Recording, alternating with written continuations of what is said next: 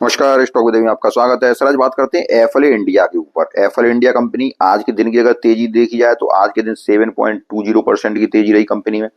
अब हम बात करते हैं कि ये क्या तेजी बरकरार रहेगी, क्या इस स्टॉक को लिया जाए 1700 की प्राइस पे भी, क्या इस स्टॉक को लिया जा सकता है, क्या ये तेजी बरकरार रहेगी, क्या ये स्टॉक 2000 की तरफ जा सकता है, क्या ये स्टॉक 5000 की तरफ जा सकता है। तो सारी कुछ बातों में चर्चा करेंगे। और एक बात और है कि कंपनी का जो आईपीओ आया था वो 2019 में जिसका आईपीओ आया था उसके बाद ये स्टॉक 5000 की रेंज में गया था सर, ठीक है। उसके बाद ये स्टॉक स्प्लिट हुआ, उसके बाद ये स्टॉक आपको लगभग 1000 या 1100 की रेंज में, 1100 की रेंज में काफी दिनों तक, 900 की रेंज में काफी दिनों तक रहा था। आज के दिन अगर देखा जाए तो स्टॉक 1736 की रेंज में चल रहा है। कंपनी क्या करती है, तो कंपनी जो करती है वो करती है एक मोबाइल में एडवर्टाइजमेंट के माध्यम से ये ग्राहकों को जोड़ती है, ठीक है। एडवर्टाइजमेंट के माध्यम से ग्राहकों को जोड़ती है और कंपनी के दुनिया भर में कारोबार दुनिया भर में इसकी ऑफिसेज है कंपनी की।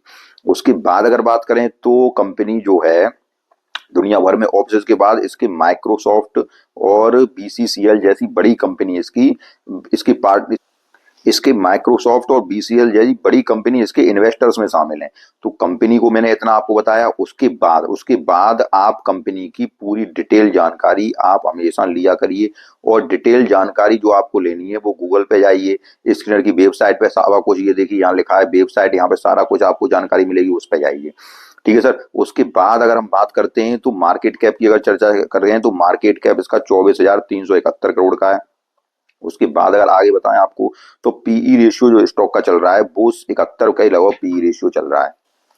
पी रेशियो की बात की जाए तो स्टॉक का पी रेशियो आपको जो चल रहा है वो 71 का चल रहा है। उसका बुक वैल्यू जो चल रही है 192 रुपए की बुक वैल्यू चल रही है। बुक वैल्यू से आपको थोड़ा समझाऊं कि अगर कंपनी यहाँ से बंद होती है, ठीक है, कंपनी अगर बंद हो जाती है तो आपको 192 रुपए मिल जाएंगे, जो कि आप एक शेयर के लिए 1736 रुपए दे रहे हैं।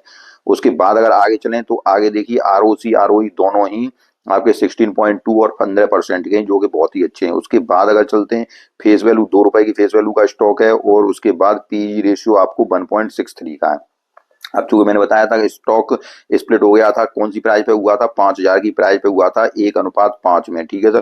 तो इस वजह से इसकी फेस वैल्यू 2 रुपए की आ गई है। उसके बाद अगर हम आगे चलते हैं तो पीई रेशियो 1.63 है, जो कि आपको दर्शा रहा है कि कंपनी एक से अगर अधिक होती है तो ओवर वैल्यूड होती है, लेकिन ये 1.63 है जो कि ज्यादा नहीं है, ठीक है सर। यहाँ पे अगर देखें इंडस्ट्री का पी 41.3 है और स्टॉक का पी कितना आया था, लगभग 70 के लगभग आया था।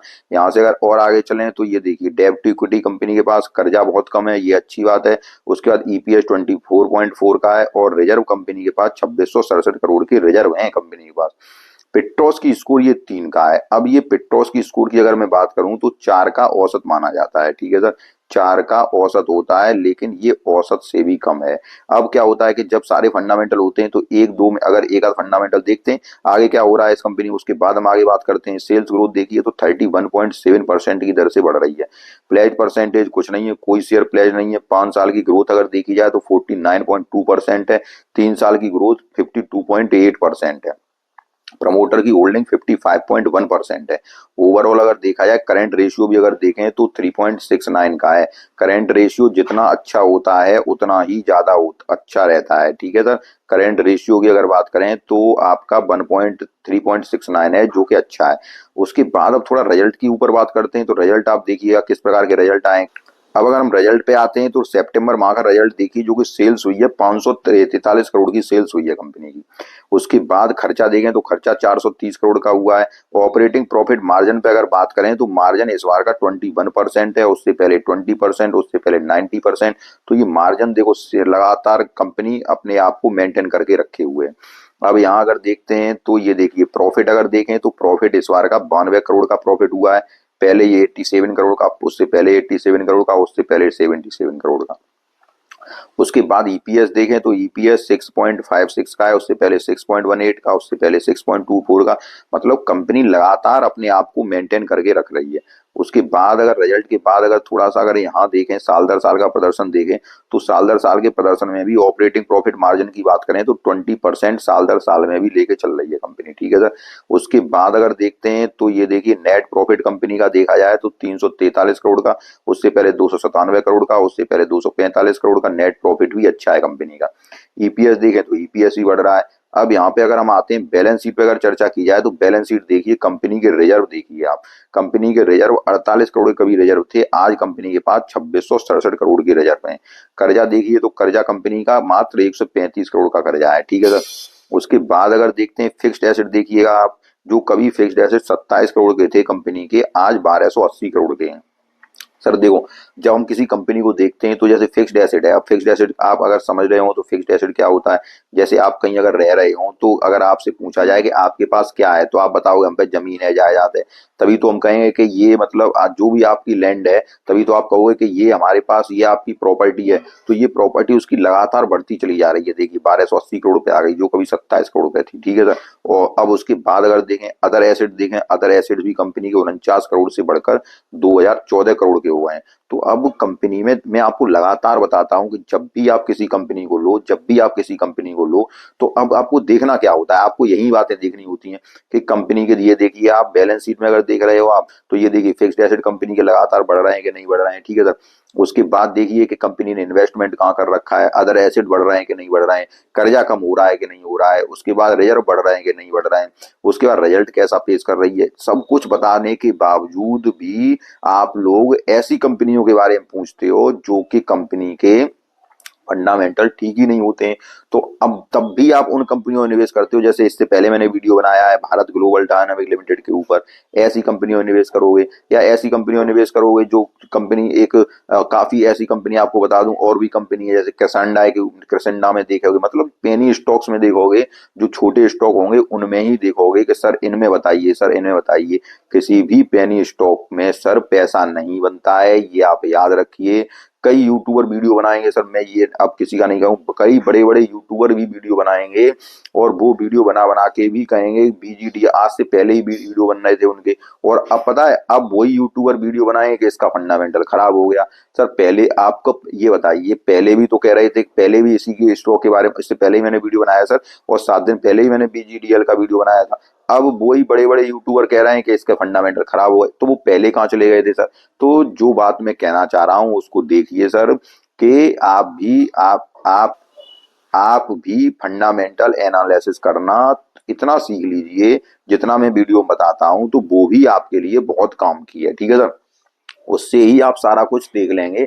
तो काय के लिए आप ऐसे चक्करों में पड़ते हो, फिर छोटे स्टॉक उठाते हो, वो स्टॉक लगातार ऊपर की ओर जाते हैं, लगातार नीचे की ओर जाते हैं, ठीक है सर। इसलिए अच्छे स्टॉक में निवेश करिए, बढ़िया स्टॉक में निवेश करिए, चाहे रिटर्न थोड़ा कम ले लीजिए, लेकिन एक ऐसी टेंशन मत पालिए जो कि मार्केट में होती है, और फिर कहते हैं मार्केट से निकल जाते हैं, फिर कहते हैं कि मार्केट ने हमें पैसा नहीं दिया है। तो जब आप अच्छे स्टॉक में निवेश करेंगे, बढ़िया स्टॉक में निवेश करेंगे, तो आपको मार्केट कभी बार नहीं करेगा, ठीक है सर। मैं हमेशा एक आपको बताता रहता हूं कि आप जब भी किसी स्मॉल कैप में निवेश करें तो स्मॉल निवेश करें, जब भी किसी मान लो माइक्रो कैप में निवेश करें तो माइक्रो निवेश करें, और निवेश करने से पहले कंपनी के बारे में सारी कुछ जांच पड़ताल कर लें, ठीक है सर। और वो ही आपके लिए आपके निवेश को सुनहरा बनाएगा और आपको टेंशन से फ्री रखेगा। अब आगे अगर देखते हैं तो आगे देखिए आप, इसके बाद अगर हम देखें तो डेब्ट रेशियो आप देखिए, रेशियो में हमेशा बताता रहता हूं कि 90 डेज के अंदर होने चाहिए। तो कंपनी के देखिए 63 दिन है, ये 90 डेज के अंदर होने चाहिए। जब 90 डेज ऐसे समझ लीजिए आप, जब भी कोई कंपनी काम कर रही है, ठीक है, तो जल्दी काम कर लेगी, मान लो 3 महीने के अंदर काम कर लेगी कंपनी का, 3 महीने तो मानेंगे ही हम काम। जब जितनी जल्दी काम कर लेगी उतना जल्दी अच्छा काम कर लेगी, अच्छा काम कर लेगी, वहां से पैसे जनरेट कर लेगी, और पैसे जनरेट कर लेगी फिर क्या करेगी, उन पैसों को अपने काम धंधों में लगा देगी। मान लो जो उसके देनदार हैं उनको दे देगी, जिनसे उसने लोन लिया है उनको वहां पटाएगी, और भी कुछ काम करेगी। उसके बाद अपने फिक्स्ड एसेट बढ़ाएगी, जो पैसा आएगा उससे फिक्स्ड एसेट बढ़ाएगी, उससे रिजर्व बढ़ेगा कंपनी का, उसका कामकाज अच्छा चलेगा। आपको सारी बात समझ में आ रही होगी। उसके बाद अगर शेयर होल्डर पैटर्न अगर देखते हैं तो ये देखिए आप, 55.09% है, उससे पहले 55.14%, उसके पहले 56.92%, उससे पहले 56.93, उससे पहले 59। अब यहाँ देखिए ये प्रमोटर की होल्डिंग्स लगातार कम हो रही है, थोड़ी थोड़ी करके कम हो रही है, ठीक है सर। लेकिन क्या हो रहा है, लेकिन यहाँ देखिए एफआईआई, यहाँ से देखिए आप, ये जो प्रमोटर की होल्डिंग हल्की सी कम हो रही है, यहाँ देखिए 9%, फिर एफआईआई के पास यहाँ पे 14%, फिर एफआईआई के पास 15%, इस बार एफआईआई के पास 15.55%। मतलब मैं जो बताना चाह रहा हूँ वो आप देखिए कि एफ आई थोड़ी प्रमोटर की होल्डिंग कम तो हुई, लेकिन प्रमोटर की होल्डिंग किसने पकड़ी, वो पकड़ी एफआईआई ने, ठीक है सर। फॉरेन इन्वेस्टर पागल तो है नहीं है जो इसको पकड़ेंगे। उसके बाद यहाँ पे भी देखिए डीआईआई देखिए, तो डीआईआई 13%, 11%, 14%, 14%, 16%, 15.59%। डीआईआई ने भी अपनी होल्डिंग्स लगातार बढ़ाई, मतलब यहाँ से कम हुई प्रमोटर की होल्डिंग किसने पकड़ी, वो पकड़ी एफआईआई ने पकड़ी और डीआईआई ने पकड़ी। उसके बाद पब्लिक को देखिए, पब्लिक की होल्डिंग 16.52%। एक बात और बताऊं, ये स्टॉक काफी समय से कंसोलिडेट कर रहा था सर, ठीक है, कंसोलिडेट कर रहा था और 900 और 1200 की रेंज में काफी समय से घूम रहा था, ठीक है सर। 1600 की रेंज में भी ये काफी समय से घूम रहा था। अब आप, मैं आज जो वीडियो बना रहा हूँ तो आप ये मत समझिए कि आज 7% ये ऊपर चल रहा है इसलिए वीडियो बना रहा हूँ, ऐसा कुछ नहीं है। काफी समय से ये स्टॉक, अभी मैं आपको चार्ट पे दिखाऊंगा, काफी समय से एक जोन में कंसोलिडेट कर रहा था। आज उस देखते हैं उस जोन से बाहर निकला है कि नहीं निकला है। अगर नहीं निकला है तब भी इस स्टॉक को आप ऐड करते जाइए। ये स्टॉक आपको 5000 की तरफ दिखाई देगा, ये निश्चित दिखाई देगा 5000 की तरफ। स्टॉक अच्छा है, फंडामेंटल बहुत अच्छे हैं, सारा कुछ अच्छा है। अब हम चलते हैं इसके चार्ट की तरफ। अब हमारे इसकी चार्ट की तरफ, चार्ट पे देखिए, चार्ट पे एक बेहतरीन ब्रेकआउट हुआ स्टॉक का, और स्टॉक कहाँ पे है, आज 1736 की रेंज में है, ठीक है सर। ये स्टॉक आपको बहुत जल्दी ये स्टॉक आपको बहुत जल्दी 2000 की तरफ जाता हुआ दिखाई देगा, और 2000 के पास स्टेबल होने के बाद आपको ये 5000 की तरफ जाता हुआ दिखाई देगा, ठीक है सर। अब आपको लेना कहाँ है, ये जो मैंने ट्रेंड लाइन डाली है इस पे आपको कहाँ लेना है, देखिए आज की डेट में स्टॉक कितने का है, 1736 का है। ये स्टॉक हो सकता है कि आपको इस रेंज में मिल जाए, कौन सी रेंज में, 1650 की रेंज में, ठीक है सर, 1650 की रेंज में मिल जाए। अब मैं हमेशा कहता हूं आपको लेना कैसे है, देखो कल के ट्रेडिंग सेशन में, और देखिए कल के ट्रेडिंग सेशन में अगर स्टॉक फिर यहाँ से ऊपर की ओर जाता है तो आप रुक जाइए। अगर थोड़ा सा भी नीचे आता है, मतलब 1736 पे चल रहा है, 1700 की रेंज में मिलता है आपको, तो वहां पे आपको क्या करना है, थोड़ी क्वांटिटी ऐड करिए आप, ठीक है, 3 बार में क्वांटिटी ऐड करिए। जब आपके पास मान लो अच्छे स्टॉक की, देखो एक बात और सुनिए, जब अच्छे स्टॉक की, फंडामेंटली मजबूत स्टॉक की, फंडामेंटल मजबूत स्टॉक की जब आपके पास क्वांटिटी होती है, तो वो चाहे नीचे जाएं चाहे ऊपर जाएं, आपको टेंशन नहीं लेनी चाहिए, ठीक है।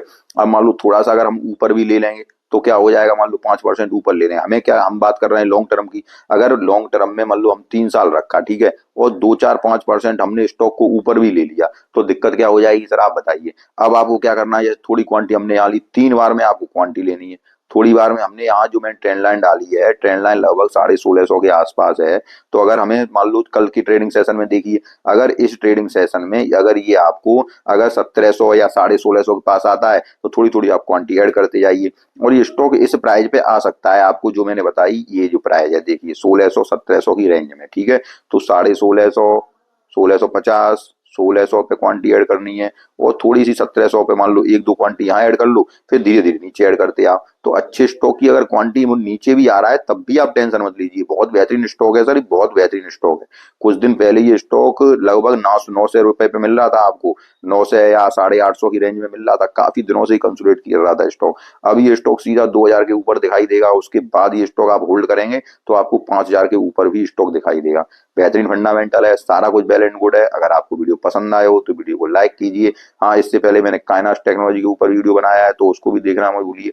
तो आपको सारा कुछ पसंद आया हो, और बीजीडीएल के ऊपर उसी में बताया है, काइनास टेक्नोलॉजी का चार्ट बनाया है, तो आपको सारा कुछ पसंद आया तो वीडियो को लाइक कीजिए, चैनल सब्सक्राइब कीजिए। धन्यवाद।